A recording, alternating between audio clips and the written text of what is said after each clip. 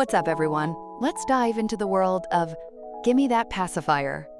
Make sure to subscribe before we begin. Hella was informed that the Senate had made its final decision, and there was no joy in it. Exile awaited her. Hearing this, the girl felt genuine surprise and bitter disappointment. The man accused the main character of taking her research too far. He claimed it was dangerous, and that Gela herself had long been a source of discontent among many. She didn't immediately understand what they were talking about. After all, it was she who had once taken this boy in when he was living on handouts, and it was thanks to her that he had achieved his current position by learning magic. Gela was shocked by the accusations that her chaotic actions were frightening more and more people.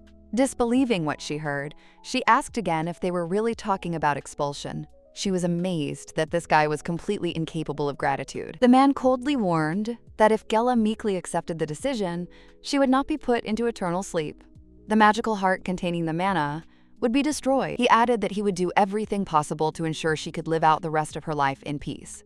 Such complacency shocked the protagonist. Gela immediately realized they were offering her the life of an ordinary old woman. She cried out, wondering if they had gone mad, or if they thought she had lost her mind. She couldn't understand how Melon could even speak like that, considering she was the one who founded the Kingdom of Magicians, Salafia. Hella stamped her feet on the floor in anger.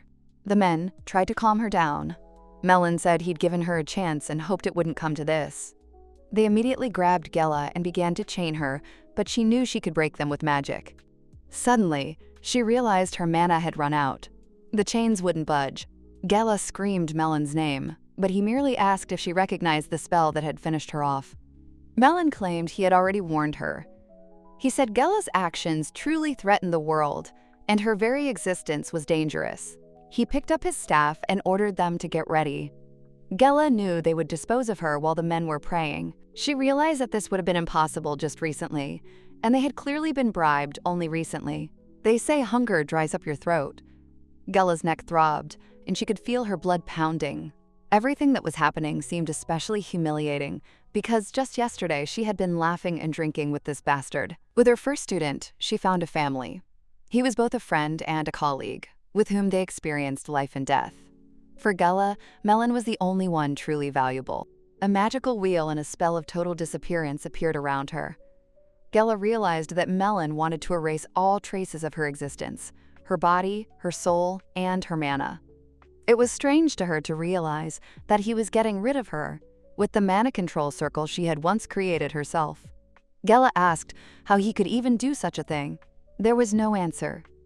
Gela only smiled bitterly, realizing that even now he was silent, and no one was even thinking of saving or pitying her. She resigned herself to the fact that this was her fate. Suddenly there was an explosion, and the men began shouting at the high priest.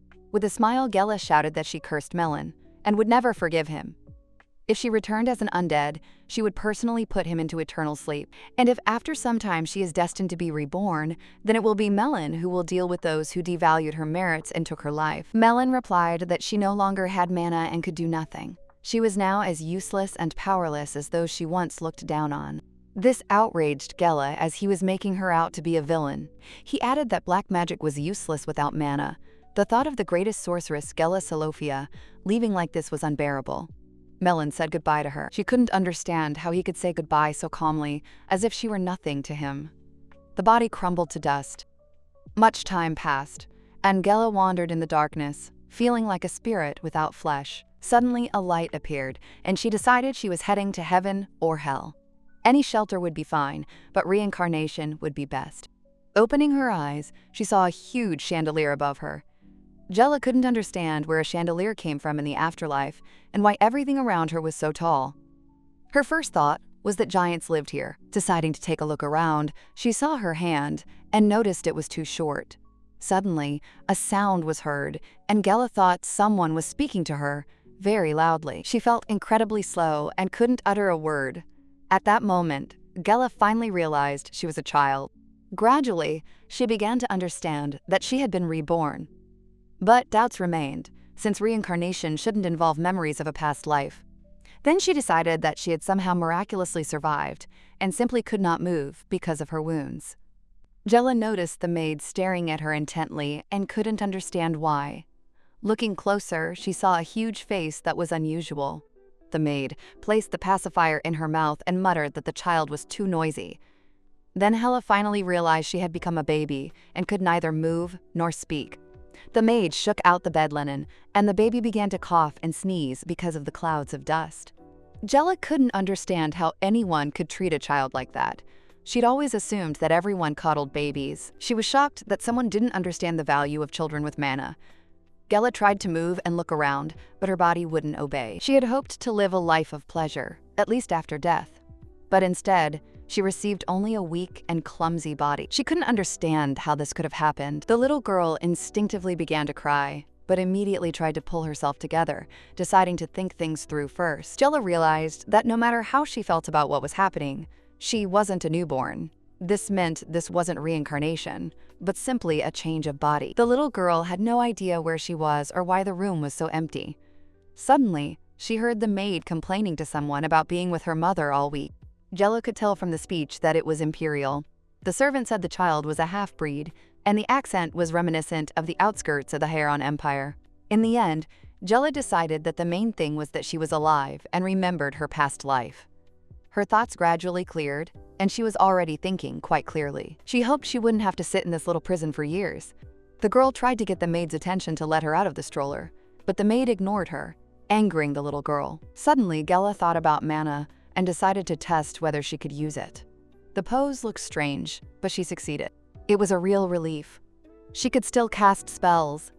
The flower pot fell and broke, and the maid didn't understand why. Jella realized the mana wasn't gone. It was just harder to control it because she was a baby, but she'd get used to it with time. She decided to first find out where she was, then escape, and then return to Solofia for revenge. Her attempt to get up ended in failure. Jella realized her arms and legs were too weak, and guessed she was about 10 months old. With such capabilities, revenge was out of the question for now. The maid was irritated because everything was falling apart. Meanwhile, Jella was contemplating her return to Solofia and realized that she would have to forget about quick revenge. She didn't want to just lie there and decided to try mana again. She succeeded, and the magic extended from the bed to the ceiling. Jella felt like if she relaxed, her strength would drain away. If she relaxed, she'd hit her head on the floor. Using magic, the little girl jumped out of bed and decided to get out and look around quickly. Her knees ached profusely as she crawled across the cold, uncarpeted floor. Jella decided there was absolutely no respect for children here. Turning around, the maid noticed that the little girl had gotten out and couldn't understand how that was possible. The main character was very upset. The maid continued to wonder how such a small child could have fallen out of bed. Along the way, the little girl caught sight of her reflection in the mirror and noticed silver eyes.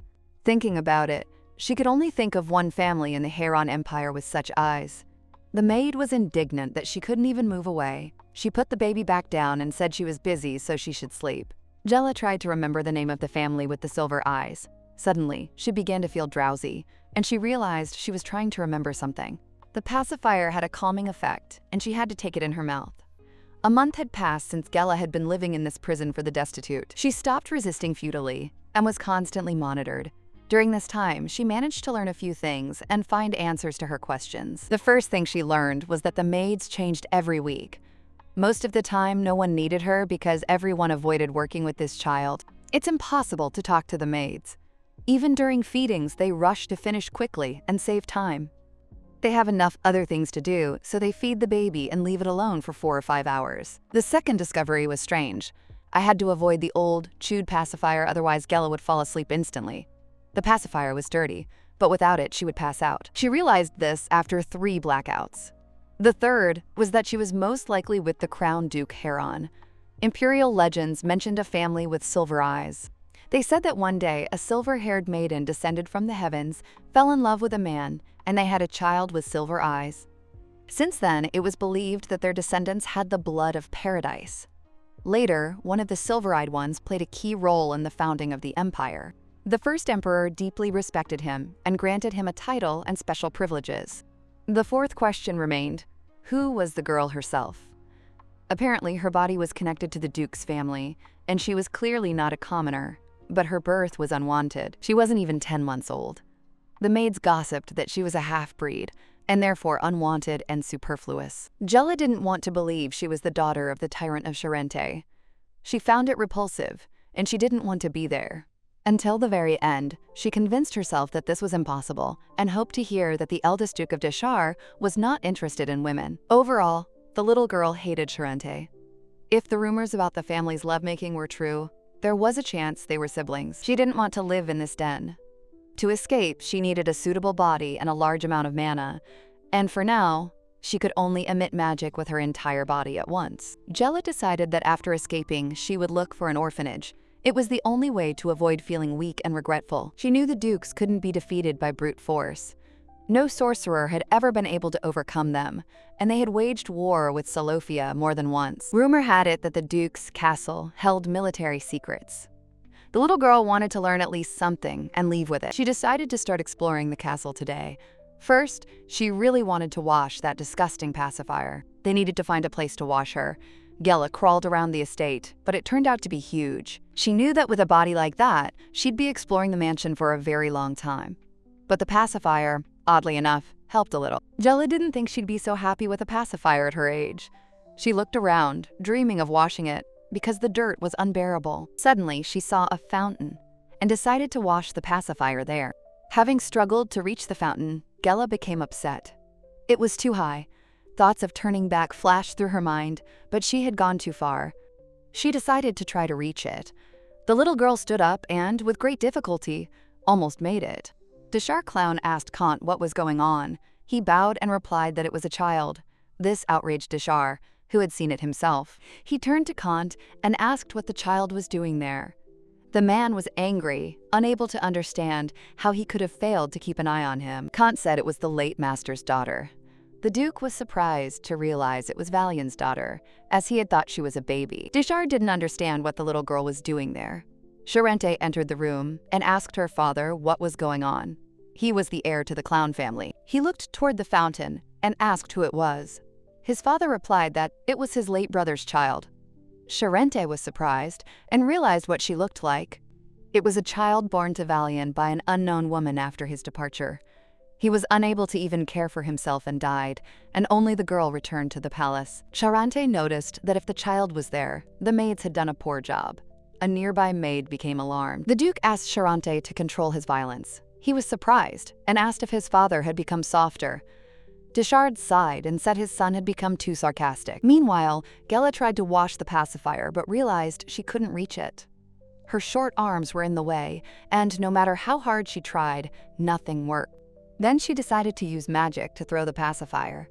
After trying, Gela realized she couldn't concentrate while standing. She was outraged that she could only perform magic in a shameful position. She knew she would have to lie down on the ground and was worried that someone would see it. Gela didn't know what to do. She couldn't understand why she was constantly making strange sounds. Tired, the baby sat up and took the pacifier in her mouth. Looking around, she saw Deshar and Charente Clown. Everything fell into place. She was indeed at the clown estate.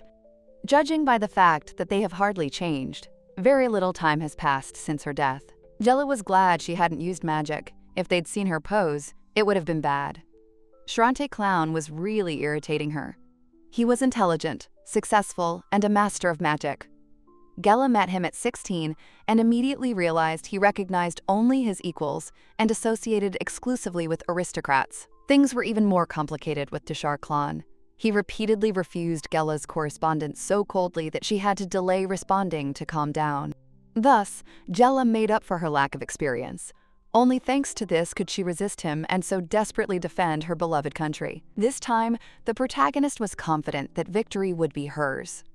If Gela caught her enemies off guard, no one would be able to resist her. Charente turned to the maid and angrily remarked that she had been standing there too long without taking the child into the room. The maid immediately rushed to the little miss's side. Gela looked at the men and realized they were still the same cowardly bastards. Seeing the maid running, she crawled away herself, as the pacifier was still dirty. The maid begged her not to run. Gela knew that if she continued sucking on that pacifier, she would definitely get sick. Charente told his father that the child looked like a cockroach, which greatly surprised him. Charente added that his father had brought things to this point. Deshar merely asked him to speak more quietly. The boy asked with a grin if he understood that a half-breed wouldn't bear the name Clown. The heir said the very thought of this creature inheriting their blood disgusted him. Dishar replied that he knew that without being reminded. The maid continued chasing the girl. Gela decided the maid was stupid if she thought asking her to stop would work. Gela hurried, unable to tolerate the dirty pacifier any longer. Finally, the maid caught up with the child and angrily told him she'd gotten a scolding because of Miss Bull. Gela was shaking with exhaustion and resentment. She crawled with all her might, but they still caught her. It was extremely frustrating. At that moment, Gela thought she was dead. The baby lay in her crib, sucking her thumb and continuing to make baby sounds. The maid was pleased, as Miss had been quiet for the past few days. The maid shoved a pacifier into the baby's mouth to keep her quiet. Muttering under her breath, she was glad the little one was only half-breed. Gela thought this was slander. The maid reasoned that the child, although half-breed, was born into a good family and lived a carefree life. Gela wondered how this maid would behave in her place. The girl said it was time for her to go and asked the little girl to be obedient, as she had been all week. These words shocked Gela. She couldn't understand how the week had flown by so quickly and why she'd been acting like an idiot the whole time. The girl was shocked that all she'd spent the entire week doing was sleeping, eating, and getting dirty. She felt her thinking worse and blamed the dirty pacifier. Last time, the pacifier fell to the floor and started smelling like a fungus had grown on it. Gela remembered that the body is cleansed when mana circulates within it. That's why mages rarely get sick. But mistakes with mana can lead to death, and Gela had to be careful. A sudden surge of mana in a young body could be fatal. Gela decided to continue sucking on the pacifier for concentration, even though she felt it was making her dull. Everything would have been simpler with her former strength. She'd been building it up for so long and couldn't understand how she could have deteriorated so much. It was unbearable, and Gela decided that she would definitely wash this stinking pacifier in this damned mansion. From the bed to the door, then down the hallway, and met no one along the way. Even an entire country couldn't stop the genius of the past. His body simply got smaller. Gela crawled along the stone path, afraid of getting hurt. Babies shouldn't crawl on hard surfaces at all. But there is no greater humiliation than being born a bastard. A bastard is a child born out of wedlock. Gela consoled herself with the thought that she would become the greatest sorceress. The Iron Empire and the Clown Duchy would fall at her feet, and as long as she remained in this body, nothing would change. The baby's nose turned up on its own, and it was tiny, which amused Gela. She reached the garden, heading toward the pond, and met no one. It was beautiful and quiet there, and Gela decided she would come here to wash her pacifier. Finally, the pond came into view. Gela sped up, ready to say goodbye to the stinking pacifier, but realized she was once again out of reach. She didn't understand why her back didn't bend, and jokingly decided that there was no spine in this body. The girl realized that if she leaned over any further, she would lose her balance and fall into the water. You can't concentrate in the water, you can't use magic, and it's dangerous to stay there for a long time. Gela realized that if she didn't come up with something, she'd be stuck with a dirty pacifier again. She didn't know what to do. Suddenly, she remembered she could do it lying down. Gela praised herself for her quick thinking. It worked. She finally rinsed the pacifier, but when she took it out, she thought there was too much dirt and it hadn't come out completely. The pacifier looked cleaner, and her heart felt lighter. Suddenly, Gela accidentally tossed it into the air, and it flew back. The girl was terrified. Gela immediately crawled after the pacifier, not even noticing it flying at someone's feet. In a flash, she was already there. She rejoiced, remembering the sage's words about 3 seconds. The pacifier was still considered clean. Everything was fine, until she heard a sound. Turning around, Gela saw a boy who asked who she was. The boy was curious. Gela thought the face looked familiar, and the cold gaze and dark hair reminded him of someone. Those were Charente Clown's eyes and hair. The boy crossed his arms and said that if she was a distant relative, she shouldn't be here. Gela remembered hearing about Charente's son. The boy leaned over and warned her that if her father found out about her presence, there would be trouble. He resembled Charente, but seemed gentler in nature. Charente could turn against his allies, and for this he was called a cold-blooded demon. He associated only with the worthy and noble. He would have despised even the great sorceress Gela if she had come from a simple family. Now Gela realized that it was he who had sent the maid who complained about the scolding from the air. The thought of being related to Charente gave her goosebumps. Gela was curious to see what this little Charente would grow up to be like. The boy was about 5 years old. When Gela turns the same age, she will be able to use lower-level magic. Having mastered simple circles, she will quickly return to complex techniques because she already knew them. Gela decided to start by creating magical stones and jewels to ensure a peaceful life for herself. Then she would gather information and escape. The girl decided to ignore the boy and crawl away. She was happy about the 3-second rule, but the pacifier was still disgusting, and Gela decided to wash it again. The boy told her she couldn't be there because her father didn't like small children. Gela decided he was terribly annoying. He acted innocent, despite Sharente's upbringing, and asked if she wanted to be exiled. He told how a servant girl who had entered the garden without permission had her tendons cut and was thrown out of the palace. Gela was in shock. Everything became clear because Sharente Clown is a crazy bastard, famous even in Zalofia. Because of him, many avoided meetings between Iron and Zalafia. Subordinates asked Gela not to take them along. Whenever Sharente spoke, the mages were speechless.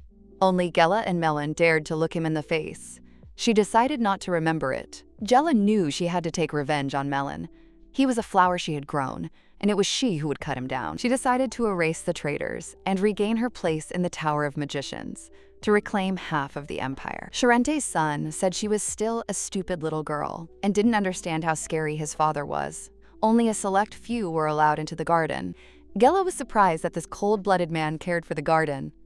It was still hard to believe. The boy said his mother liked the garden. Gela didn't want to hear this story. He said that his father and mother divorced after a big fight.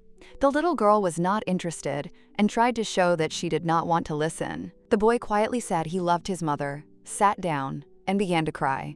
Gela couldn't understand why he was acting like that, but he was the son of Sharente Clown, an enemy of Zillifi, and there was no point in pitying him. It was now clear that his father hadn't raised him harshly. Gela didn't know how to calm children down. Her words usually didn't make them feel any better. She decided to get out quickly before the maids arrived. The boy asked her what she would do if she was caught. Gela understood that her palms and knees would be bruised, but she would have to endure it and get used to it. She was thinking about how to crawl faster in the future. Suddenly, she heard footsteps. Gela realized someone was approaching and sped up. It was dangerous to crawl any further.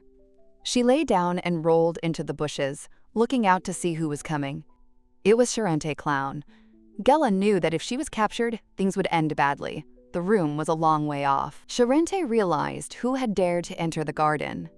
It was the little girl with the unknown blood. He even had the idea to put the girl into eternal sleep, blaming everything on a mistake. But he knew that his father would not believe in chance. The garden needed tidying up. Sharente called out to his son, Kishan.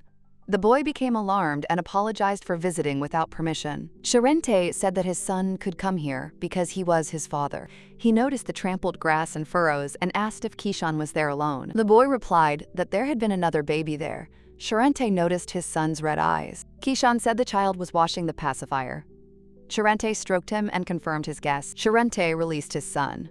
The boy asked if the child would be exiled, but received no answer. The man reflected that he hadn't raised his son to be so gentle. Apparently, he took after his grandfather. Sharente was surprised that the baby had come all this way for a pacifier. It wasn't an accident. The next day, Gela greeted a lazy, fragrant morning. The pacifier felt much more pleasant. She noticed that the maids were delaying with food while she was doing her exercises. Gela wondered if she had been fed at all yesterday. She hoped that they weren't starving her, because even from the far wing, they should have arrived long ago. Even if she behaved badly, this is still no reason to leave the child hungry. Gela assumed that the maid was taking revenge for her escape. But even so, did they really want her to die of hunger? She thought it was an order to Sharente for entering the garden. It was quite his style. In his mental list of worst people, Sharente was second only to villain. Gela decided to conserve her strength and wait. Several hours passed, but no one came. Now she was sure that they wanted to put her into eternal sleep. But Gela wasn't about to give up. She'd been through this before, and wasn't about to die of starvation. Even as a baby, she will survive. While revenge awaits, she is ready to eat even grass. First, she needed to get back to the Sharente garden. There she saw edible berries. If all goes well, she'll transport them to her place, and later she'll be able to harvest the fruit with magic. The main thing is to resolve the food issue. Her knees ached and were scraped, but Gela endured it, considering it practice. Even babies need bumps and bruises. She encouraged herself, even though it hurt. Jella thought about the kitchen instead of the garden, because all palaces are alike, even if she doesn't remember the plan. Kitchens are usually located closer to the exit, on the ground floor, where the hallways run into corners. The little girl could already smell the food and knew the kitchen was right there. All that was left was to check the doors. Jella first looked around, then rolled over onto her back, raised her arms and legs, and began straining. After several attempts, she managed to open the way further. In fact, she didn't even really know what babies ate.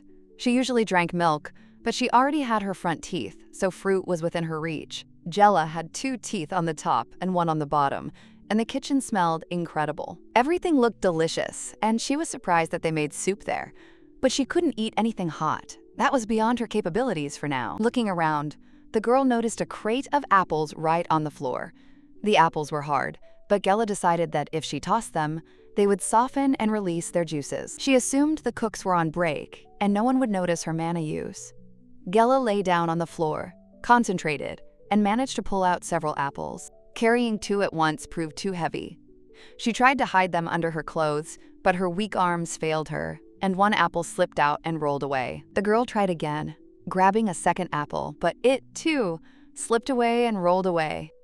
This infuriated Gela, as her knees were already hurting and crawling was becoming increasingly difficult. In the end, she decided to carry the apple in her mouth. The main thing was to fill her belly, and the rest was unimportant.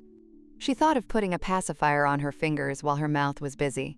The main goal was to reach the room, but the apple suddenly fell. Gela screamed in exhaustion, and anger helped her crawl a little further. She concentrated her mana in her front teeth, focusing it on a single point, and was able to hold the apple. Gela thought the maid should have arrived by now, but everything was clear, even without that. Nothing had changed. No one had looked into the room. This is how the main character's first day of survival passed. 2 weeks later, the room was already filled with mountains of fruit. It was strange that no one had even opened the door during all this time. Even though she was an illegitimate child, servants shouldn't have risked the lives of nobles like that. An ordinary child would have died long ago. The great sorceress Gela had never been so humiliated. However, she felt calmer now. She had stocked up on enough food, and besides the fruit from the kitchen, she had also collected leaves on which to place her spoils. Sitting in her room, Gela decided it was time for a walk. A healthy lifestyle is important, even for a baby. Walks provide fresh air and a chance to clean her pacifier again. That day was quiet again. The girl decided her feet hurt less because of the blisters and bruises. The more she crawled, the stronger she became. Gela reached her food storage. She had been lugging vegetables and fruits from Charante's garden, which contained both ornamental and edible plants. Seeing the bushes, she became angry. The stems from which she collected the leaves had been cut. She tried to act discreetly, but Charante noticed. The sorceress understood that if she continued, that bastard Charante would wring her neck for such walks in his garden. Suddenly, Gela heard a familiar cry. It was Charante's son again, sitting and sobbing for his mother. The boy noticed the little girl and came over to ask what she was doing there.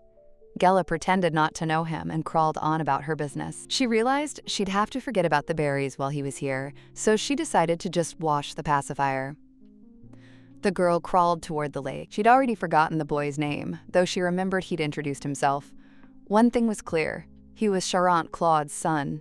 That's exactly what Gela called him to herself. The boy irritated her, and she tried not to turn around, so as not to hear about Claude's broken marriage. He came closer and asked what she was doing. Gela was carefully washing her pacifier. Kishan leaned over and started asking her what she did there every day. This made her even more angry. He offered to help and wash the pacifier himself. The offer was tempting, as Gela's arms were already hurting. She only had to suck on the pacifier a couple of times before she handed it over to Kishan, deciding to leave it with him for a while. The boy tried to wash it and noticed it was difficult to clean. Gela looked at him with disdain, as it was obvious no one had washed it for years. If she had just a little slime, everything would be easier. Slime is self-cleaning and could replace a pacifier. It's much more practical and cleaner. Kishan returned the pacifier and asked if it was good enough. Gela was surprised, because the crybaby had actually proven useful. The pacifier was noticeably cleaner. He was stronger, and it was easier for him. The boy lay down next to her and looked at her with interest, glad he'd helped. Once the pacifier was clean, it was time to go back. The children needed rest. Kishan noted that the baby couldn't keep coming here. These words irritated Gela to no end. She hadn't managed to pick any fruit, so all she could do was go back and sleep. Kishan decided to find out the child's name. Gela ignored him, confused as to why he was following her. Her patience was wearing thin. She needed to say something to get him to back off. Suddenly, a loud cry rang out. Gela was surprised to recognize Griffin's voice. She wondered what the griffin, the guardian of the Mediterranean ruins, was doing here. Despite its size, it hunted small creatures. Kishan was surprised and asked who it was. The beast was attracted to anything moving, and Gela began kicking the boy's legs, signaling him to run away. The boy didn't understand anything and tried to question her. Gela decided not to interfere any further. She'd already done too much. The voice of the head of the clown clan rang out. Deshar didn't understand what was happening or how Griffin had gotten there. He was furious, but Gela decided the adults would sort it out themselves. Deshar couldn't understand where the beast had come from, and the griffin's cry became a predatory call. It moved toward the boy, and Gela couldn't understand what the tower's mages were doing. Suddenly, Sharente's voice was heard calling for Kishan. The boy rejoiced and ran to his father, spear in hand. Sharente lifted his son and told him everything was fine. Gela hadn't expected to see this side of the man. He sent the boy to his grandfather. Gela had always known Sharente as a cold-blooded tyrant, but to his family he was different. He stood before Griffin and sneered that such worthless creatures were prone to losing their way. Hiding behind a tree, the little girl realized the rumors of his power were true. They said he could wield any weapon and had found a powerful artifact in the ruins. Gela decided to leave. Since he was here, she was in no danger. Meanwhile, Sharente began fighting Griffin. Deshar shouted out that he wondered what the Tower of Mages was doing if such creatures were roaming freely. Sharente stopped to catch his breath and noticed that the griffin seemed to have lost its way and its owner. By master, he meant the dead Gela.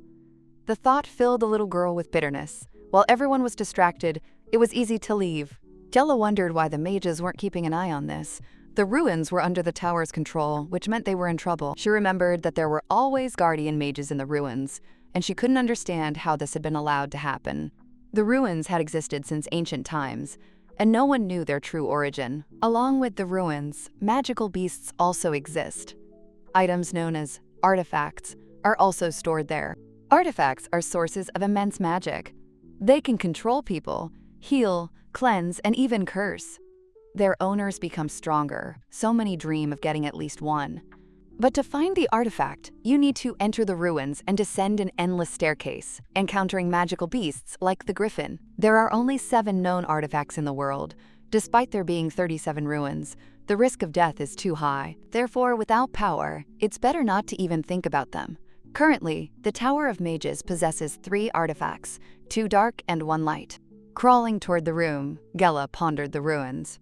There are 2 main types of artifacts, and she knew them well from her past life. The light ones carry sacred energy, the dark ones the opposite. There are 2 light one artifacts in the Iran Empire, and one is kept by the clowns. The second is in the Imperial Palace. The other 2 are beyond the seas and the Great Desert. Gela was shocked by how poorly Melon controlled the tower. She didn't understand why he put her into eternal sleep, because after that, he should have been able to control normally. She wasn't in the mood, so she decided to just eat and go to bed. As for Sharente's son, Gela did him a favor, but he just stared and immediately ran to his father when he appeared. It angered her, because he had someone who could save him. But she quickly decided to forget about it, dismissing it as nonsense. Her knees were hurting again, and Gela didn't know what would happen if her legs gave out. She pushed the bad thoughts away and finally decided to eat all the fruit. The girl took the berries. They looked delicious.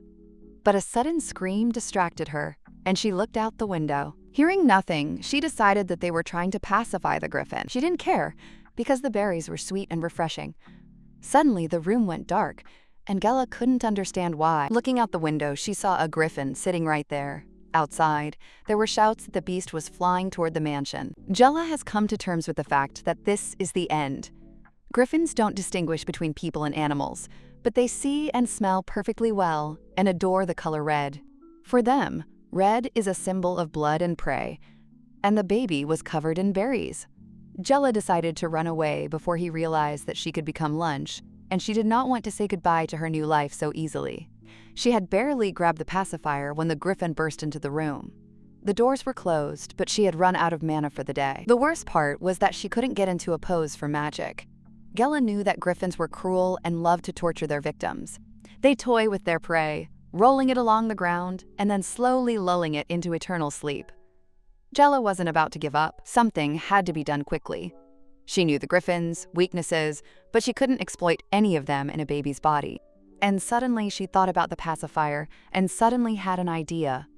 Maybe there was a chance after all. Gela decided to take a chance.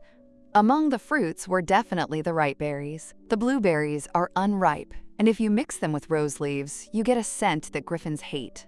Their sense of smell is too keen. She was glad she'd stolen the leaves from the garden. Now she'd mix it all up and throw it at the beast's face with magic. But there was a problem. She didn't know how to mix the ingredients. Gravity magic wasn't enough. Usually they use a stone, so the little one started looking for something hard. Nothing suitable came up, so Gela tried using magic. The sound was like rain. She thought she was getting the hang of it, and she strained harder. But the beast's paw was already very close. Gela realized that the stench alone wasn't enough. Griffin was preparing to strike with his claws. She realized she'd gotten herself into trouble with the wrong person.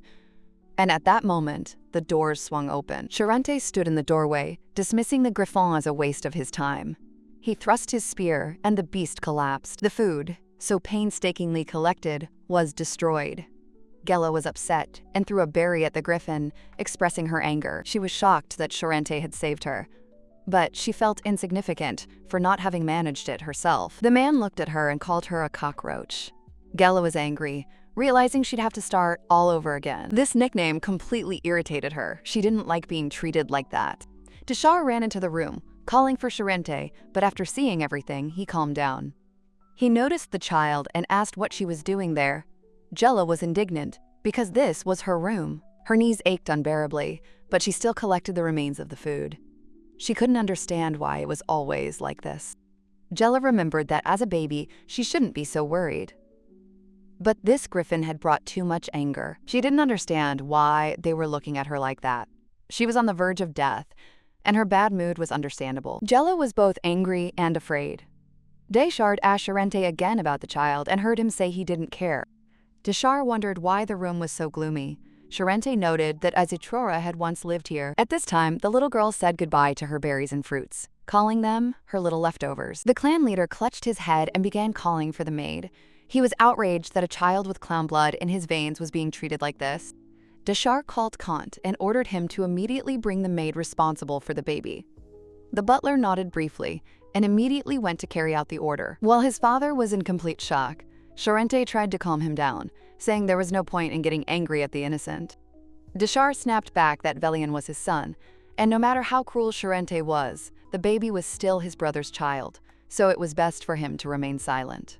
Charente glanced at the scattered berries, and Gela already thought he'd guessed about her forays into the garden. Her heart sank unpleasantly, but the man merely turned away and said that time was passing, and nothing lasts forever. He added that this was why her father was becoming weaker and softer every day. The little girl didn't want to be approached. It caused anxiety and fear. Gela wasn't one to give in easily, but now she had nothing to say. She had indeed eaten all the berries from his garden, and she'd been quite full, and he certainly wouldn't forget such a stunt in his beloved garden. Charente said she could make all the excuses she wanted, but the fact remained.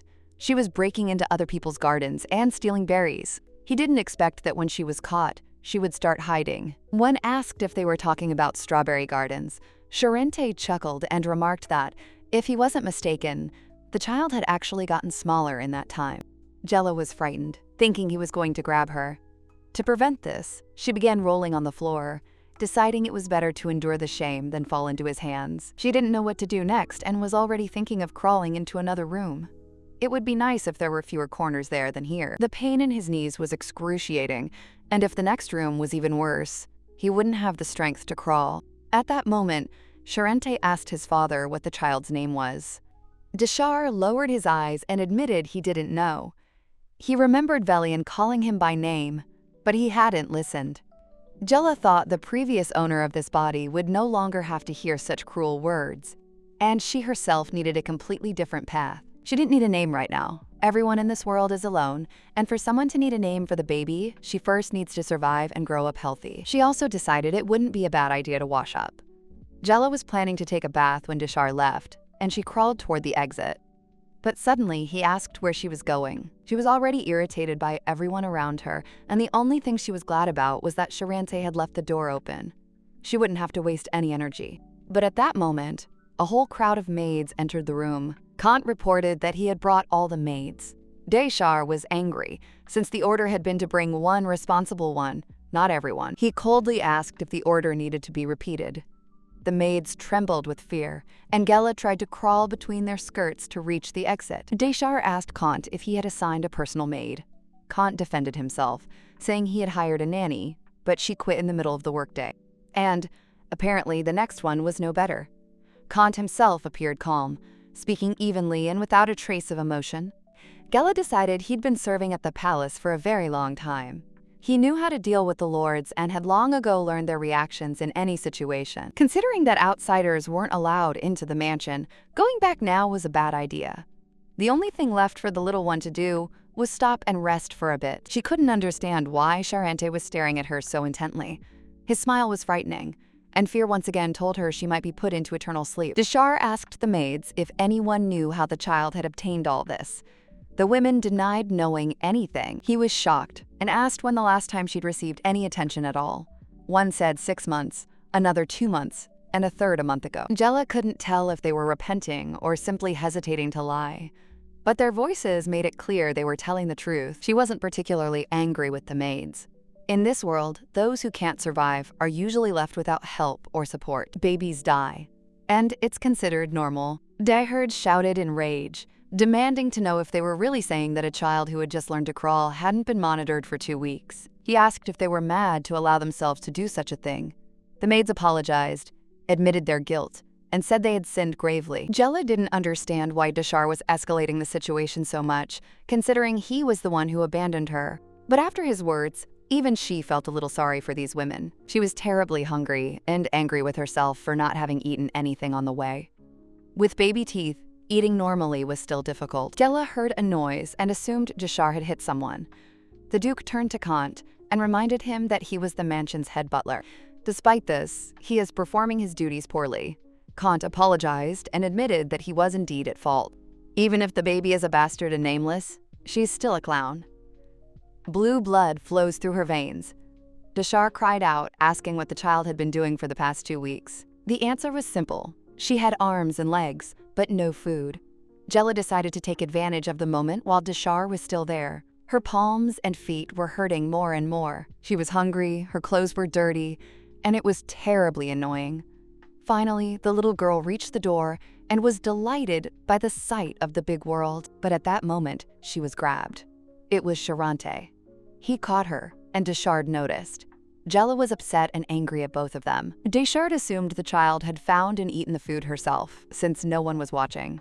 Charante added that she had been stealing fruit and seeds from his garden. This surprised Deshard, and he asked Kant how old the child was. Kant replied that the baby had been there for about 11 months. Gela was being shaken, and it infuriated her. She wasn't a toy or a belle. She couldn't understand why anyone could treat children like that. She decided that Charante was doing this on purpose, shaking her to make her look pathetic in front of the maids and the clowns. Deshar thought for a moment and asked again if Kant wanted to say that the 11-month-old child had crawled out of the room on his own, picked the fruit, hid it, and eaten it. Gela was irritated by this conversation, and even more so by the fact that she was being held in arms without any respect. Deshar noted that the child was smart and quick-witted. This, as always, angered Gela. Charante put her on the floor, calling her a filthy creature, and this completely infuriated her. She thought of revenge again. At that moment, Deshar leaned over and extended his hands. Gela assumed he wanted to put her into eternal sleep, and her reflexes kicked in. The Duke was surprised by her promptness and told Kant that it was impossible to leave the child in such conditions. He ordered a new room and several maids to be assigned to her. Kant picked Gela up. She was delighted, because if she behaved properly, she wouldn't have to worry about food anymore. Their help seemed dubious, but she had no choice. Besides, it looked like Charante had no intention of touching her. Gela hoped she wouldn't have to hug Kant. The main thing was to look sweet, Being held felt comfortable. She didn't understand why Dishar was looking at her like that. It was unpleasant, and suddenly she shouted the word, "Daddy," pointing to where Dishar and Charente were standing. Dishar asked Kant what the child had said. He replied that he wasn't sure, but he thought he'd heard the word, "Daddy." Jella was angry, because she hadn't said that. She couldn't understand how anyone could have heard such a thing. Charente remarked that he didn't know what his father had heard, but it might have been a curse word. Jella was delighted and mentally praised him. Maybe now this daddy would stop looking at her like trash. None of the nobles knew or cared to know her name. Deshar asked Kant if he knew it. He replied that perhaps the baby's name was Sharina. Jella was terribly sleepy.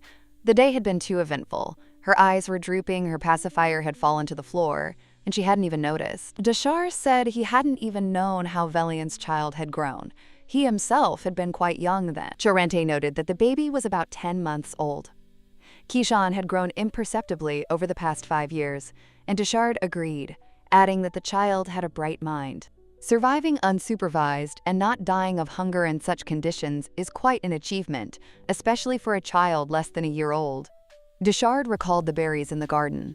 Charente confirmed this and added that the little girl had unceremoniously barged into his garden, picking berries and flowers. Her hands were calloused, and the rose thorns left wounds. Until the very end, the heir considered her intelligence a fluke, but did nothing. Now he simply asked his father not to yell at him. Charente kept trying to figure out what she was doing. Even watching her crawl away, he couldn't piece together the whole picture. Now he despised all the maids who didn't know their duties. They knew that a child named Clown was starving in the mansion. He was sure Kant didn't want any trouble, so he should keep a closer eye on the maids. Kant remembered his master's words. Charente told his father he wanted to go see Kishan. He was very worried and cried a lot, and he would try to calm him down. Deshar ordered Kant to prepare a room and maids for the baby. He also ordered a doctor to be called to examine the child and report back. Kant was surprised and asked again if a doctor was absolutely necessary. Deshar confirmed the order. Kant lowered his head and promised that everything would be done. The baby was changed and fell soundly asleep in her new crib. When she woke up, she looked around and saw a woman waiting for her. Jella was sucking her thumb out of habit, having lost her pacifier. The woman picked it up and said that my lady had dropped it. It was so dirty that it had to be washed several times. The pacifier turned out to be very old. The baby dropped it again in her sleep and didn't even notice. Great Gela, who had been through fire and ice, almost never slept so soundly. She was glad that her pronunciation had improved. It was even more comfortable.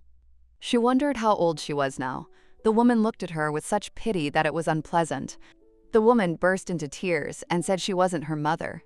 This surprised Gela, who didn't understand what this meant. She continued to feel sorry for the child. Gela herself agreed with this, since she couldn't even speak properly. The cradle was new and bright, bigger than the old one. The room was clean. Gela took out her pacifier and couldn't understand why she still had the old one. She couldn't understand why they weren't giving her a new pacifier, given her luxurious room. Probably the nanny only changed spoons when they broke. The nanny smiled and said she'd buy a new one at the market, but Milady wasn't giving her any more money. And she burst into tears again. Gela was irritated by being called Milady. It was infuriating, because she didn't scream like Milady. The woman asked the little girl to speak up more often, otherwise she would think something was wrong. Incidentally, the nanny introduced herself as Cicely. Gela didn't want to know her name and didn't understand why adults were telling her things she didn't need. Ultimately, it became clear that they wouldn't buy her a pacifier. In theory, Gela had treasure hidden somewhere near the emperor. There was an agreement that after her death, all valuables would go to Salopia. Just in case, she hid some of the magic stones around the world beforehand. She remembered that some were with Emperor Chiron. The problem was, it was impossible to reach him now. Gela decided she needed to get the maid to take her for a walk. She had no money. The little girl shouted the word, "Market." The nanny asked in surprise if Milady wanted to go to market. The child was only 12 months old, but she already knew the word. Gela was glad the woman understood her. But suddenly she became thoughtful.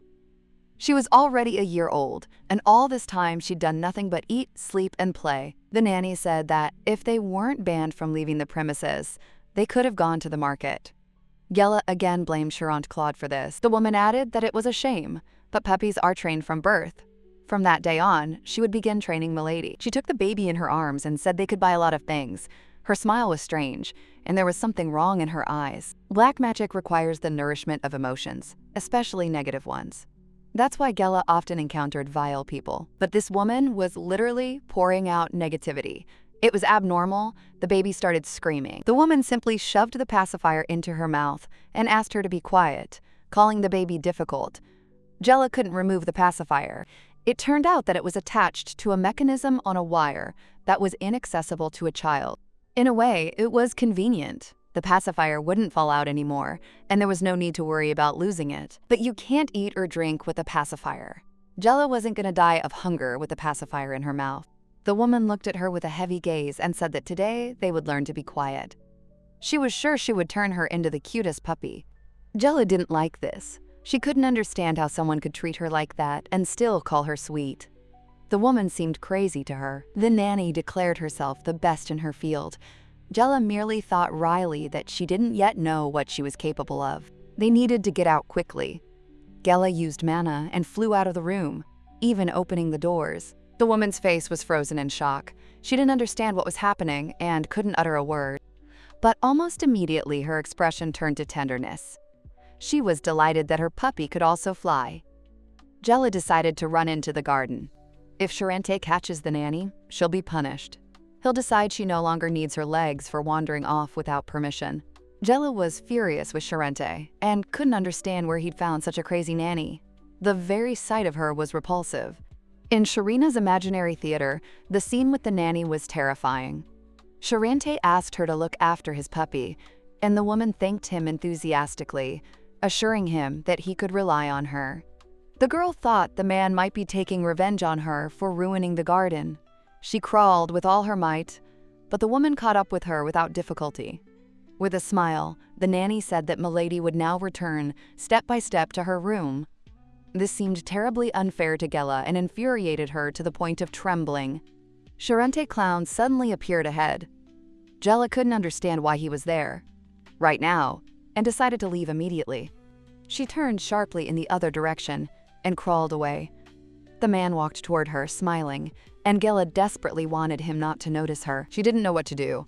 On one side was this woman, on the other was Charente.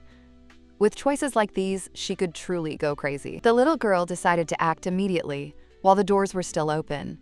She desperately hoped to slip through the opening, but at the last moment she was grabbed. Gela prayed that they would let her go and not drag her back to the room. Charente's voice rang out, asking what the child was doing in the hallway. At first, Gela didn't recognize it, but when she turned around, she immediately recognized him. Deshar appeared nearby. The girl was angry that they had gathered here. It was bitter to realize that she had been caught. Charente picked her up and held her close. Gela didn't understand why he was doing this. Deshar came closer and asked what was going on. The baby was in tears. The nanny was completely shocked by the presence of the Duke and his son.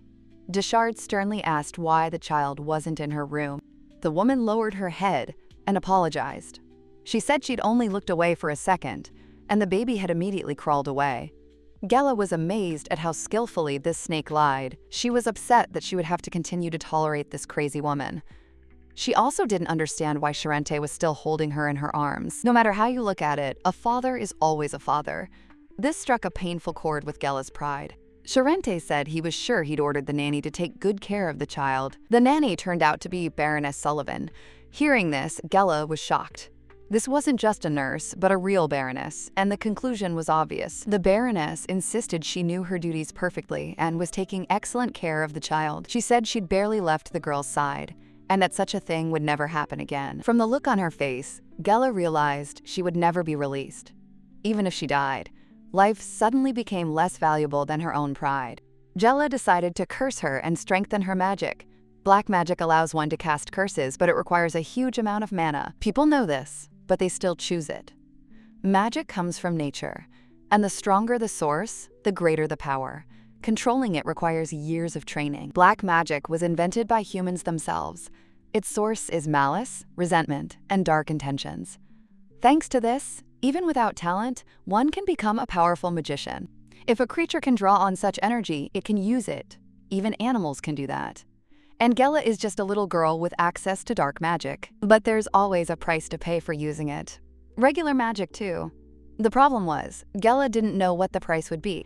It would be good to study black magic right after the basics, but she wasn't sure if this body could withstand the power of the curse. The risk was enormous. But Gela decided that if everything worked out, she would gain truly terrifying power. She needed time to think it over. But first, she decided to try casting the curse and figure out the rest later. Charente noticed that the little girl seemed curious to him. Gela wondered why he was smiling like that. The man stroked her nose. He asked if she found all people funny, or just her family. The little girl's face was gentle, her voice quiet and soft. Charente Clown controlled his emotions better than anyone else. He asked coldly if he thought the child was laughing at them. His words were as sharp as ice. It seemed as if Gela herself wouldn't even notice how she was bending her knees before that sweet and dangerous voice. Meanwhile, the nanny feigned innocence, bowing her head. But Gela knew for sure. If the devil existed, he was right here before her. His name was Charente Clown. A polite tone and an almost friendly attitude. A gentle, enchanting voice that could overwhelm anyone. Charente calmly inquired about the Baroness's view of who was to blame for this situation. The baby's pacifier fell off, and she immediately burst into tears. Charente asked if she wanted it and picked it up from the floor. The protagonist eagerly awaited the moment when she would finally get what she desired back. The little girl knew she'd go crazy without her pacifier. Deshar inserted the pacifier into Gela's mouth. The girl noticed he'd already touched her, but he still feigned disgust. Gela caught Deshar's gaze and couldn't understand why he was looking at her like that. It was as if he were seeing a child with a pacifier for the first time. His intense gaze seemed strange and unpleasant. The protagonist remembered she was in Charente's arms. The Baroness said she didn't quite understand what they were talking about. The air suddenly grew cold. Charente asked Baroness Sullivan if she could explain what it was, pointing to the chain attached to the pacifier. Sullivan replied that it was for educational purposes. This clearly surprised Charente, and he asked with a smile for what purpose. His reaction made it clear he wasn't the one who came up with this taunting idea. Gela, however, thought he was the one who bought the pacifier. Sullivan stated that the child was misbehaving and extremely disruptive, so she decided to discipline her before it was too late. Everything was completely wrong, and the Baroness's words greatly unsettled Gela. The girl wanted to be released immediately because she wanted to put her nanny into eternal sleep right then and there. The baby dangled helplessly in her arms because everything was going against her will. Gela couldn't survive a day without her pacifier and couldn't say a word. Moreover, she couldn't put her nanny into eternal sleep. Charente asked if the baby was crying. She silently replied that she was, and decided he even liked it. Everything that was happening infuriated Gela, and she was filled with rage. The man carefully lowered the baby to the floor. Gela couldn't understand why he did it so gently, or what he was even thinking. She urgently needed somewhere to vent her anger. The little girl pondered how to put this woman into eternal sleep. Ultimately, Gela decided to curse her, condemning her to a lifetime of torment. The nanny swung at the girl, calling her a vile creature. Charente coldly warned that if the Baroness took even one step, the Sullivan name would vanish from the aristocratic books forever. These words shocked the Baroness. The realization that she had turned against the protagonist left her speechless.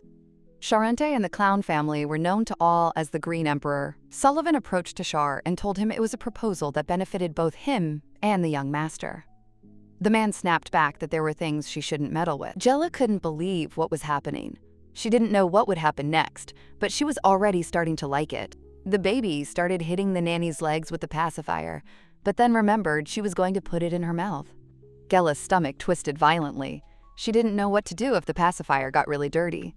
The Baroness, meanwhile, couldn't understand why she and her entire family were being forced into such dirty and humiliating positions. Charente calmly said that only he could decide what was dirty and what wasn't. Baroness Sullivan just had to stop asking him to bark and crawl. Now a true predator stood before her. And Cicely Sullivan felt like the victim. Charente came closer and said he hated two-faced and stupid people, so she should listen carefully and remember everything. The man ordered her to return to the estate, close her mouth and eyes, and lock the door. The curtains were to be drawn too. From this day forward, the Clown family was to avoid attracting unnecessary attention, no matter the method. and the Baroness was to do everything in her power to maintain their reputation. The woman asked how long this would last. The boy replied, "Until the clown blood disappears from this earth." She realized he was talking about a lifelong cell. She might have disregarded any other aristocratic family, but with the clowns, things were different. This family was closely connected to the royal family. Rumor had it that their power was such that even the king bowed before them. Moreover, the clowns were never known for their kindness. Those who crossed them vanished without a trace. It was an order disguised as advice. The Baroness's family would not be left alone unless she obeyed Charente Clown. He asked if everything was clear, and the woman confirmed it. Sullivan said she would be staying home from today due to poor health. Charente ordered the servants to escort the lady. The little girl noticed how cruel he became at that moment. Jella knew she had to act like a normal child and pretend to be tired. But that didn't change the main point. Revenge was still revenge. The main character had already vented some of her anger and was now seeking retribution. The aristocratic family that dared to touch her must pay. First, Gela needed materials for the curse: straw, holly, 12 rose thorns, and her hair. She hoped to find the hair in her room. Suddenly, Deshar shouted at her. Gela didn't understand what had happened. The man asked irritably why she was being so stupid. Gela's body was weak, so she constantly injured herself while crawling. This had been the case since birth. The girl had long since stopped considering abrasions a reason to feel sorry for herself. She was tired of sitting on her hands and wanted to lower herself, but Deshar told her to sit still so she wouldn't fall. It felt like a new kind of torture, and Gela felt sick. Deshar asked her to calm down and noted that she understood him perfectly. Gela didn't understand why her silence suddenly meant agreement. The man remarked that even animals sense danger instinctively. Gela assumed he considered her dumber than an animal, but then heard that she was very sweet. Gela realized he was probably warning her not to repeat the mistakes of others. Deshar said she was stupid too, but he wouldn't let her suffer anymore. He swore he'd never assign her a nanny with such methods, a man named Deshar Clown. Gela was surprised by his tired voice and the stern old man's disappearance. To be honest, the little girl was tired herself. She'd been nervous about that woman all day. Gela was starting to fall asleep, and the man was curious about what the child had done. Deshard called Kant and ordered him to find one of the maids with experience with children and introduce her to the little girl. He noticed that Charente hadn't said anything. Charente suggested that there was no point in making a scene and that things should continue as usual. Deshard agreed and saw that there were no objections. The doctor was examining the baby. Deshard asked Reno how the child was. Reno Patian was the clown's family doctor. He remained silent, and Deshard told him to speak frankly. Reno began by noting that the girl was developing more slowly than her peers and was malnourished. However, despite everything she had been through, she was remarkably healthy. The doctor noted that it was almost impossible for such a baby to forage for food on its own. This could be called either a miracle or a sign of genius. Reno was astonished that the child had been left unattended for more than 2 weeks, but he was even more surprised by the presence of 2 well-known clowns over an illegitimate girl. This seemed odd, since the head of the family usually exiled both adults and children for failing to meet standards, and here the little girl was the daughter of the Count's son. Even 20 years ago, when Reno was a student of the clowns, former doctor, relations between the Count and Balian were tense.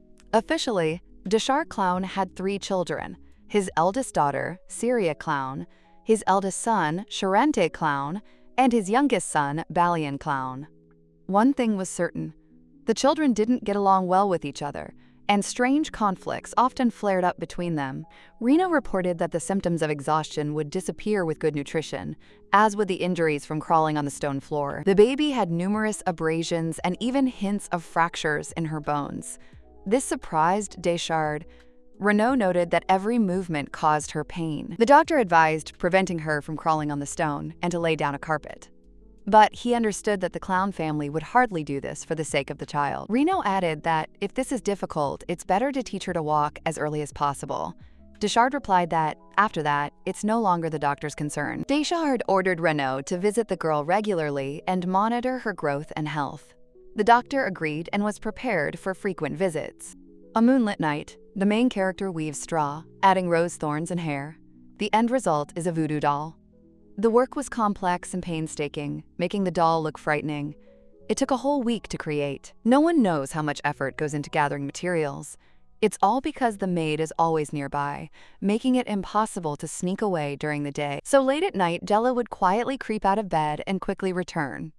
There was neither the time nor the opportunity to frequently check whether the maid was awake. Jella couldn't imagine how hard it was to crawl, use magic, and fight sleep at the same time. The baby barely slept and was starting to go crazy. Even if she pretended to be proud of herself, the maid was afraid Jella would never crawl again. Jella recently tied a thick cloth to her knees, and crawling became less painful.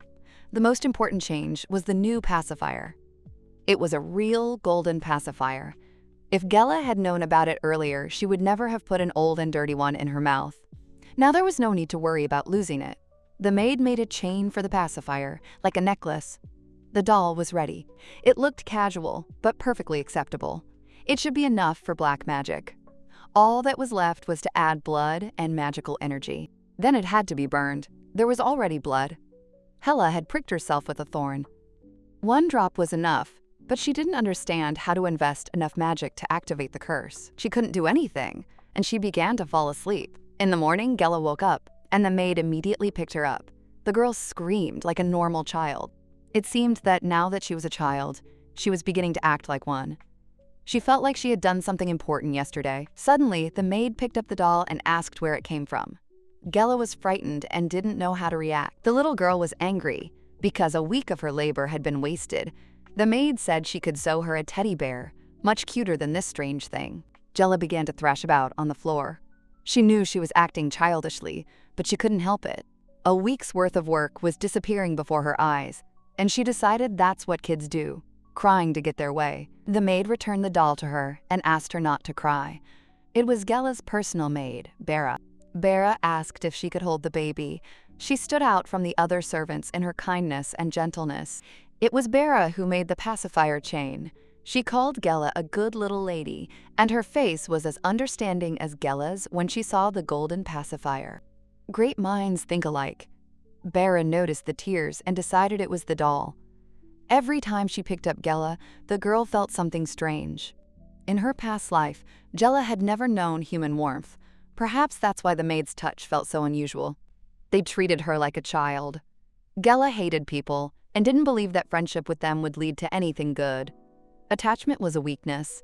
She understood this, but the feeling didn't cause discomfort. Bera noticed the frightened expression on her face and decided that the doll was very dear to the little girl. Bera suggested it was because she was lonely. These words surprised Jella. The maid asked her not to worry and said that everyone thought she was incredibly sweet. Jella hoped no one knew. Bera suggested going for a walk. It seemed like a great idea. Walks in the sun are always pleasant. Jella smiled and noticed the maid's smile, but she didn't understand why it was so gentle. Bera announced it was time to go for a walk. On their walk, Jella met Kishan. This boy irritated her. Dishar was surprised that the little girl couldn't communicate. The situation was awkward, and Jella didn't understand why she was being assessed now, sitting on the grass in an unknown location. This tea table, she ordered it along with the tea set less than 6 months ago. In her past life, she never received it. If she ever comes back, it will be interesting to know who got them.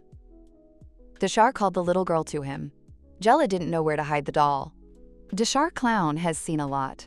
If he notices the doll, he'll assume Jella is crazy or using black magic.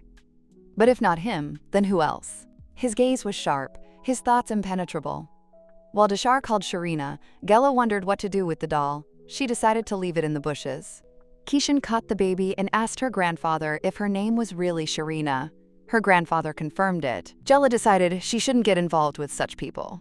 He would have passed her by if she had been reborn as Salopia, so there's no point in getting attached. Witches and knights like him are incompatible. That's how it was before, and that's how it remains now. Kishan noticed that they had similar eyebrows. Jella didn't want him to call her by her first name as she was too easily influenced. The boy asked his grandfather if Sharina was his younger sister. The man remained silent, but Jella already knew the answer. Kishan didn't understand what was happening or why the little girl was so nervous. Jella was only thinking about when they would finally throw this thing into the fire. Late at night, when the house was plunged into darkness, Jella ventured out into the garden. Thanks to the soft padding on her knees, she no longer feared scrapes. And Sharina could now open doors easily. All she had to do was give them a stern look. She even found a doll hidden during the day. Now it was time to throw her into the fire. Suddenly, Kishan appeared and asked what Serena was doing there. Gela couldn't understand what was wrong with him. The boy was sleepy and standing in his pajamas. Gela started to kick his legs but noticed he was very sad. She couldn't remember the last time she'd consoled someone. So Gela stroked her brother's hair. Kishan looked like a wet puppy. He said he missed his mother, but Gela didn't know what to do about it. Kishan asked if she missed her mother. Gela didn't. People whose faces she couldn't remember didn't evoke any feelings in her. Gela saw that her brother had calmed down and decided to crawl to burn the doll. She thought she should try walking. She needed the practice. Standing on her feet for the first time, Gela was amazed at how difficult it was to support even such a small body. It was harder than she expected, but she managed it. At her age, it would have been weirder to continue crawling and not try to stand. Balance was difficult, but with practice, it would get easier. Kishan asked what the little girl was doing there in the middle of the night. He assumed she was looking for something and asked what it was. Meanwhile, Gela was trying to find the fireplace. The boy continued asking questions, which surprised Gela, as he never seemed to tire of them. She decided that if she answered rudely, he would finally leave. The baby said, "Boo." Kishan repeated it, and Gela felt like he was teasing her. Hearing baby sounds from others was humiliating. Kishan asked Serena if she was looking for a fire. He said he knew where the fireplace was and took her hands. Gela was amazed at how easily he did it. Her brother said it was dangerous here. Gela thought he was a fool, because even if that were true, her chances of survival were still higher than his. The longer Gela looked, the more differences she noticed from Charente Clown. Aside from his appearance, he was a shy child who acted like a normal child. It was hard to understand how he'd grown up with Charente's upbringing. However, it was worth remembering his soft, sweet voice. One might have thought Charente cold to strangers, but tender with his family. However, Gela wasn't buying it. She carefully vetted people. But still, even those who shared her views betrayed her. No matter how friendly Charente and Dishar Clown were, they were only acting this way for Charente Clown's son. Misunderstandings and false hopes could destroy her. At that moment, the boy pointed to the side. There was a fireplace made of a magic chimney. Gela remembered how, in the past, such chimneys had been sought during the time of the owner of the magic tower, and she hadn't understood why. She wondered if it warmed the entire house, but there was no time to waste. Gela threw the doll into the fire and felt a strange sensation, but she had to return to her room, because Vera would be arriving soon. Life under constant surveillance, between an old man without a magical heart and the loneliness of a small room. And she herself, always under surveillance and unable to step aside, even with healthy arms and legs. Kishan said nothing could be thrown into the fireplace. The brother admitted he was scared and offered to sleep together. The little girl only shook her head. Kishan hugged her and said he'd share the bed. He saw the darkness and became very scared. Gela didn't want it, but he dragged her away with difficulty. She didn't understand why he was so strong. Kishan brought her to his room and told her it was his. Gela found it unfair that her room had a granite floor, while here there was a soft carpet. The room was spacious, and the furniture luxurious. Looking around, Gela realized how empty her own room was. This angered her, but at that moment, her brother called her again. She admitted that her brother was even a little cute and would probably grow up to be like Melanie, a name she still remembered. Kishan told Serena it was time for bed and promised to sing her a lullaby.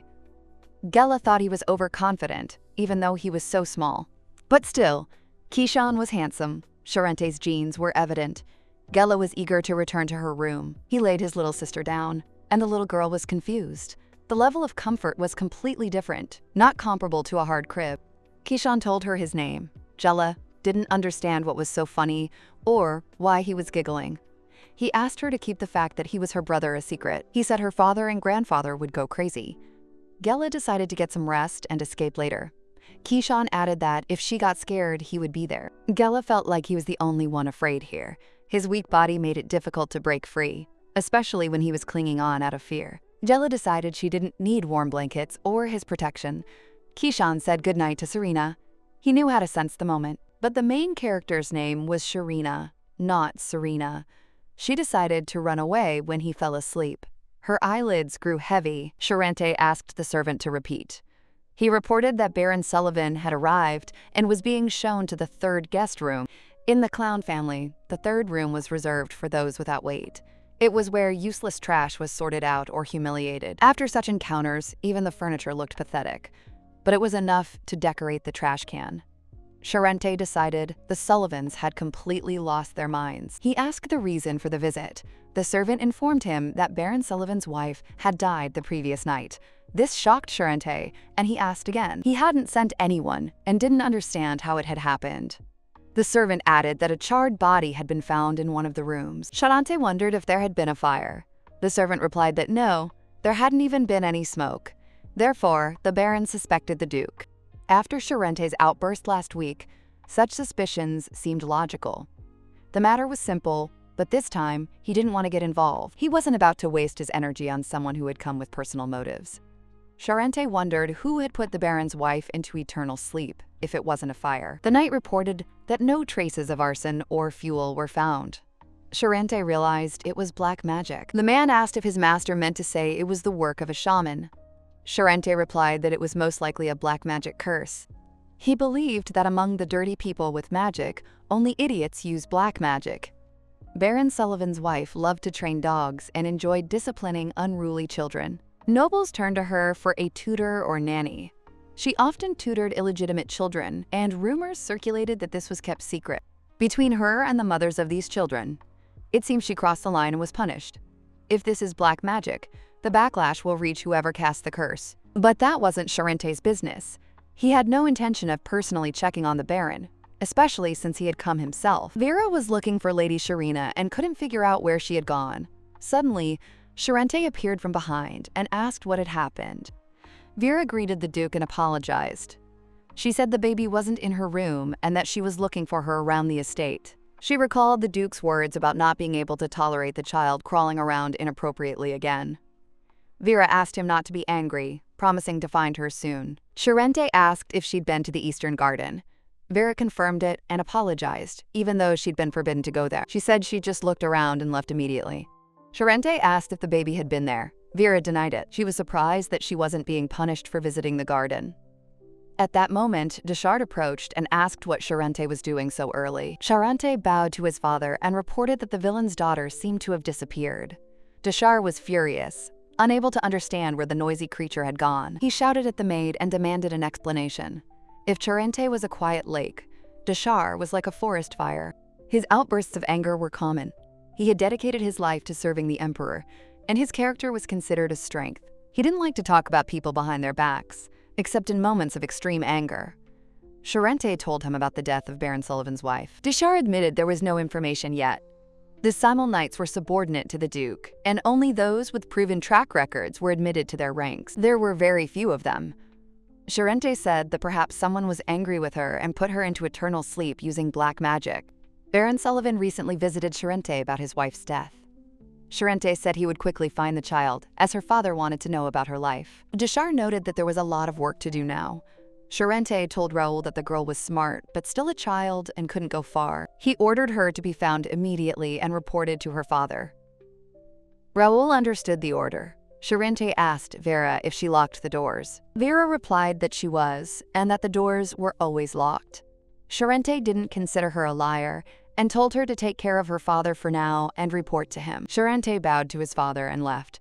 Vera felt like a cornered rabbit, and still had no idea where the lady was. She-devil. It sounded like she'd been slapped. She couldn't understand why her head was pounding, as if someone had penetrated her mind. Her body felt heavy, like wet cotton. Her eyes wouldn't open, as if they were glued shut. She heard talk of punishment. About punishment for attempting to take others lives with monstrous force. The voice was familiar from the past. The woman was telling the master that she had taken the place he had failed to achieve. He created a country for wizards who were despised. Her death will change nothing, but her death will be painful. The voice screamed that it had been a grave mistake to ever get involved with her. A life of being trampled upon was a pitiful spectacle for the crowd. If she can't fight for her life, she'll become a devil. Someone was calling her. Jella opened her eyes to the scream. A vision appeared before her. Keishan's young and handsome face. The baby was still sucking on her pacifier. He called her sleepyhead. Keishan said it was time to eat. He decided she didn't understand and began demonstrating how they would eat. He asked if Serena knew who the wet nurse was. At that moment, Gela sensed the dark magic. It seemed the curse had worked. The Baron's wife really did die. The soul was drawn to Gela, and the magic consumed it. The protagonist missed this feeling. Soon the cocoon would grow and become a magical heart. The baby's body felt heavy, and she felt like her temperature had risen. Gela had only a small, horned body. She had consumed a soul full of resentment, and the return was proportionate. She wondered how high the temperature was. Her hand couldn't reach her forehead. She placed her palm on her cheeks and felt cold. It felt like she was touching a red-hot ball. Gela won't get sick often, as long as her magic is stable. But if she misuses her power now, a magical explosion is possible. So she had to lie quietly in bed. Even that was painful. Morning had arrived, and perhaps it was time to return to her room. Gela wondered if Vera had been looking for her. She hoped the maid would come, so it would be easier to hide her absence. This was to be expected. I could only rely on myself. It was time to go back. The carpet on the floor cushioned my falls. It would be nice to have one like that. Kishan was glad that Serena got out of bed on her own. The difference in their attitudes toward children was obvious. Gela didn't know what to expect from the clowns. She needed more training, as walking was faster than crawling. Kishan suggested going to breakfast with his brother and mother. Gela sat up angrily, clearly showing she didn't want to. The boy picked her up and walked away. Gela couldn't tell if he was trying to listen to her. She needed to practice speaking, to clearly say no to such proposals. But she couldn't pronounce even 2 letters. When she tried, she couldn't breathe. The world seemed double, and she felt worse and worse. Everything was swimming before my eyes. Someone called out to Kishan. A dark spot appeared. It was Charente Clown. She saw him as a black mountain, drawing ever closer. Gela grabbed him by the hair. Everyone was shocked. She was seeing double. And there were now 2 mountains. She wondered why she felt so stupid. She felt cold, like ice. Charente said she had a fever. The voice sounded angry and like his own. He removed his hand, and the heat returned. Gela was furious because he had even taken away the ice. It wasn't fair. He was bad and rich, so why he was stealing her ice was unclear. Suddenly, she heard Vera's voice. Deshar asked where she had been. Gela was surprised, because the mountain had turned gray. The new mountain was Vera.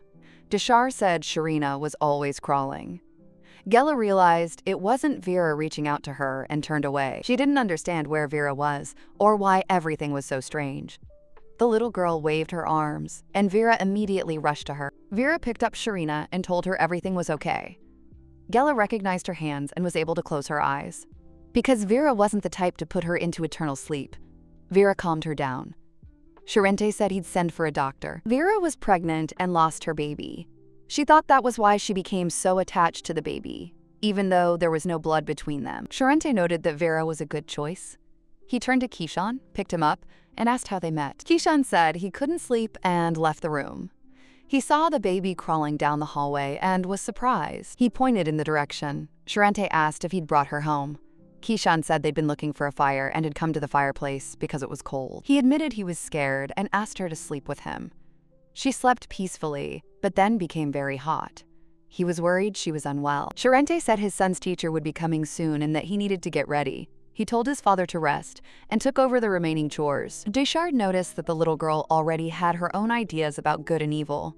Charente calmly told her father that he shouldn't worry about it. If Deshard didn't like Sharina avoiding him, Charente promised to take charge of her upbringing. Deshard agreed, but immediately asked him not to go too far. Gela couldn't see the fragment of her soul that would become her magical power. She felt cold and didn't want it to disappear. The little girl didn't understand why she couldn't reach. It was as if she was apologizing for the emptiness in her head. Her body wouldn't obey, and Gela was acting on reflexes alone. The man said the heat was causing her pain. He touched her forehead and placed a cool cloth on her head. The touch was gentle and caring. The baby was reaching for the cold. The man said the cause of the fever couldn't be determined, and it would be best for her to get some sleep. The hand stroking her hair was cool and gentle. It didn't push away her awkward movements, and Gela fell asleep peacefully. Several days passed. The little girl was bored to death, and it seemed like she could go crazy from this feeling. She was sad for no apparent reason. Gela felt better, but Vera didn't let up on her supervision. The little girl didn't understand what else they wanted from her, because she couldn't even think calmly. Vera only left to eat and returned immediately. She sat next to him and wanted to read a book. The magic hadn't stabilized yet, and any use of it could result in a magical explosion. So the baby was locked in her crib. The only things she had were the things she held in her hands. That day, Jella drank milk and was angry. The milk was delicious and perfect for a snack. Vera gave her snacks every day, and now she did so almost without even looking. Everything was so delicious that I never got tired of it. Kishan came and was delighted to see Serena. He came every day, brought a book, and handed it to Gela. Today, it was a book about Yo. Gela was already sick of the endless changing of books. Kishan said he got it from his father's library. Gela thought he was trying to put her into eternal sleep with this strange method. She was certain she would die because of Sharente Clown. The boy was excited and spoke differently than usual. He was showing pictures. The book was familiar, and Gela couldn't understand how it had ended up there. It was an introduction to black magic and curses. Gela knew the book consisted almost entirely of pictures and simple spells. Containing numerous curses, it drained any reader's energy. The book was dangerous. Even a few chapters inspired a craving for black magic. The little girl thought she destroyed all such books and couldn't understand where this one had come from. Kishan's smile made it clear he had no idea. Kishan said the doll in the book looked like the one Sharina made. That was her work. He added that the doll was much cuter. Gela was grateful, but she didn't understand why he was visiting her like a prisoner. And then it dawned on her that he seriously considered the straw doll beautiful. Kishan offered to leave the book with Sharina. Gela remarked that she hadn't seen it in a while and decided to read it later, when Vera was distracted. Brother said Sharina was cute. Gela didn't like the way he touched her cheeks without hesitation. Then he asked if she knew about the party in the garden. True, he called it a chivirinka. Gela decided he was simply stupid, since he couldn't pronounce the word correctly. Kishan said there would be lots of people, delicious food, and the opportunity to make friends. All the guests were good people, invited by his father. The baby was delighted, because this was a chance to crawl freely. If Sharente had chosen the guests, there would be families with history and status there. If she got lost, no one would even notice. No big deal. After all, parties are usually fun. Gela at least had enough strength to walk, and when her powers grow stronger, she'll be able to use magic. She just needs to wait a little while for Sharina to become stronger. Then Gela will be able to leave this house. Even if she leaves or dies, the clowns won't worry. At worst, they'll chalk it up to a kidnapping or an accident. They'll pretend to be looking for her, and then just forget about her, and Gela would be able to take care of herself. This outcome suited her perfectly. Kishan added that sorcerers would come to guard the magical object. He said classes would start soon, but he'd still be back. Gela thought about the sorcerers and realized the meeting was near. She was too weak for revenge. No one would recognize her, and Malaine had likely already taken her place. Gela couldn't believe the tower's owner would come in person. Vera arrived with applesauce. Vera said that if the baby ate everything, she would get a treat. Gela was delighted, because sweets made her feel better. It was the most delicious thing she'd ever eaten as a child. The puree melted in her mouth. Gela considered Vera the best. The rest of the food seemed tasteless and boring. Gela longed for juicy meat, but today there was only mashed potatoes. She was delighted. Vera asked if she was full and occasionally touched her forehead, which was nice. The little girl was happy. Vera suggested going for a walk, and Gela was delighted. Later, Deshar called Vera. Gela realized he would be accompanying her on the walk. Vera was worried about whether everything would be okay. Vera said she was leaving. The little girl didn't understand Deshar's strange look and assumed he was upset. She rolled away. Deshar said Sharina was as nimble as ever. Gela realized that rolling was more comfortable than crawling. Now she did just that, sensing danger. Deshar said he was looking for something nearby, and that piqued her interest. He knelt before Sharina. Gela didn't know what he was hiding behind his back and feared the worst. She thought she might be locked away forever, or sent back into eternal sleep. The thought was terrifying. Deshar asked her if she liked the toy and showed her a red stuffed bunny. It definitely wasn't a cursed doll. The blue stones, instead of eyes, were familiar to Gela. She realized they were magical stones. Deshar said that a child is always interested in toys and picked the baby up. Gela didn't understand what was happening. He noticed he'd been too busy to notice how much she'd grown stronger. His gentle tone didn't match his expression. Gela wondered what Deshar Clown was really like. The same man who used to yell at her every day. The hero of hundreds of victories, irritated by everyone around him, he asked to press the toy. She made a familiar sound. It turned out to be a bear hair. Deshar said children liked toys like that. Gela decided that the children of the Empire had strange tastes, and it would be better to give the magic stones to her. Her magic was weak, and the power of the stones could remedy that. Dishar noticed that the little girl understood the value of things. He took out a larger stone and asked her if she liked it. The stone was clean and large. Gela wanted all the stones and the toy. Dishar decided to give them to her. He said that clown blood gives the ability to find valuable things. For Gela, the magic stone was almost her heart. This was typical of the rich. Such an expensive stone simply lay unused. In Gela's eyes, Dishar became a little better. Later he called Sharina and promised another stone if she came. Gela started to crawl, but Dishar stopped her and told her they had to go. This angered her. But for the sake of the stone, she was ready to submit. Crawling was easier, but the benefit was more important. Now Dishar looked different, without his usual rage. He watched Sharina's steps and praised her. Gela decided it was a matter of lineage. Dishar closely watched her every move. When she approached, he picked her up and said he wished he could be closer. There was regret in his voice. But if one parent is unwanted, then the child is too. Gela pretended not to hear, and he hugged her. He called her by her first name, without adding her last name. It was the only thing he could offer to mark the boundary. For a man with strict rules, he was behaving strangely. Gela decided to keep it all to herself. Dishar added that she pronounced the maid's name clearly. Gela immediately realized she was talking about Vera. She couldn't speak properly and didn't understand how he heard it. He was strange and asked if she would call him grandfather. This greatly surprised Gela. This old man had caused her too much pain. He simply watched and did nothing. Every time, he spoiled her mood with grumbling while she was trying for the sake of reports and negotiations. Besides this, there were plenty of problems. The young state was unstable and demanded recognition. Mages are stronger than ordinary people, but their military strength should not be underestimated. Magical items were created only in Solopia, and the country's policy was based on this. Magic was considered dangerous, so it was introduced into everyday life, creating an image of harmlessness. Over time, the power grew secretly. Gela thought everything would be simple. Talented mages, including her, were forced to study combat magic. Gela, however, used the black magic of destruction. Only the tower's leader, and those like Malaine, understood its true danger. So they got rid of Gela. She realized she'd been stupid. Dishar asked if that was hard to grasp.